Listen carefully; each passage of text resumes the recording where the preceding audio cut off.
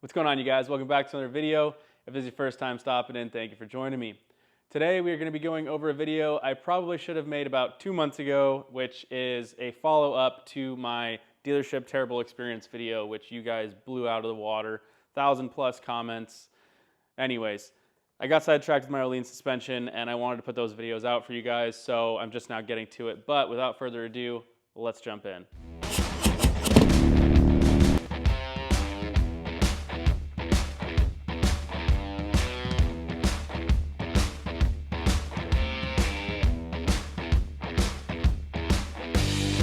Alright, so first things first, I need to thank every single one of you who watched, liked, commented, subscribed on the terrible dealership experience video. If you haven't already seen it, I'm going to link it right up here. Take a look at it, then come back to here. It'll make a lot more sense. You guys absolutely knocked it out of the park with that video. Viewership through the roof, comments through the roof, and Harley Davidson took note. When I made that video, I wasn't sure what was going to come of it. I didn't know if Harley Davidson was going to ask me to take it down or pursue legal action. I didn't know really how it was going to go. I just knew that I was upset with the way that the situation went and the way that I was treated. And I felt like talking about it to you guys. I always want to keep it real with you guys, because if I don't, you know, why watch my videos? Why trust me when I tell you guys information? So, Harley Davidson corporate ended up reaching out to me. Their social media team did, and their customer service team did. So 2 separate Harley Davidson corporate individuals contacted me via email and Instagram, as well as I ended up receiving a phone call from the owner of the dealership at which this experience unraveled. Along with the owner of the dealership, Jaden, the gentleman who sold me my 2024 Road Glide, also reached out by text message and said, "Hey man, I'm sorry that you had that experience. Come to us next time. We'll make sure that you're well taken care of." I really appreciated that. I don't know if he's the one who sent the video over to the owner of the dealership or if it was one of the service department guys who watched the channel, but either way, I'm glad that he saw it. He ended up commenting on that video, but it got lost in the 1,000+ comments from everything else. So I'm glad that he reached out personally so that I had some information to kind of share with you guys about why it happened, what he's done about it, and just his overall general care towards the Harley Davidson community. And that's something that I'm really glad that I got to experience from him within our conversation. So we spoke for about 15-20 minutes, and he had a lot of interesting things to say about purchasing this second dealership. I believe from our conversation that it wasn't doing too well. It's not in a metropolitan area, it's much more rural, so it doesn't get a lot of foot traffic to begin with. I think pair that with the current state of affairs in the world, with post-COVID, you know, employees don't stay as long as they used to with companies.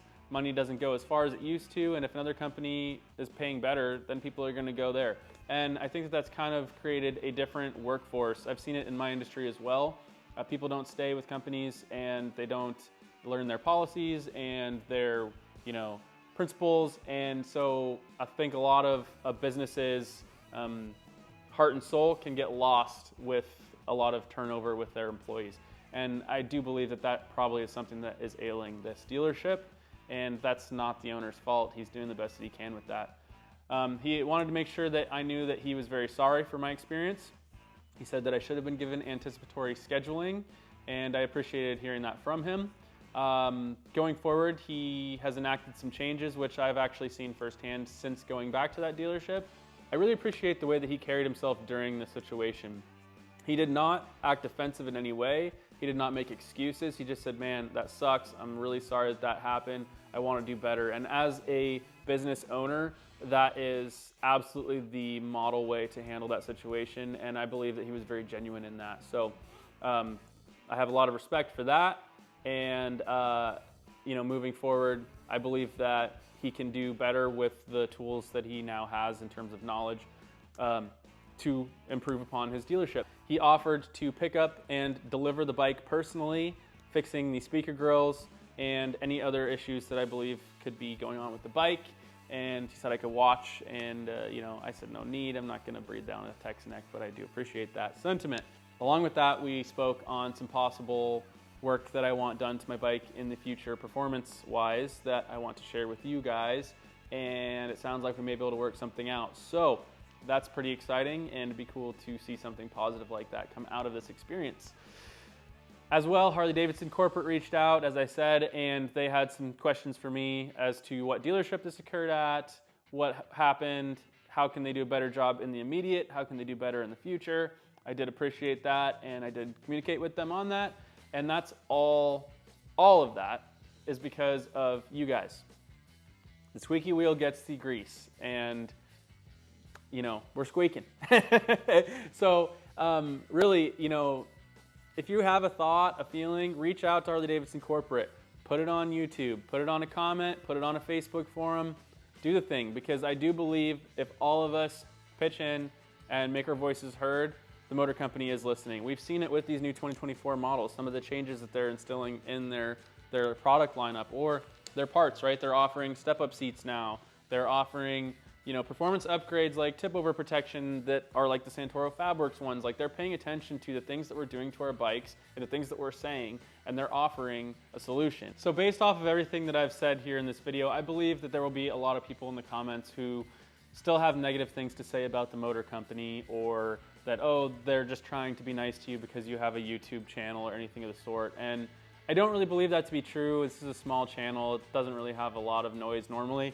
So I really think that they are just trying to do a good job. And we can either look at it negatively and think that they're out to get us and that they don't care about maintaining their customer base and keeping us happy, or we can put our best foot forward in the hopes that they are too, and together all of us can make a really, really cool community and continue to keep this company alive.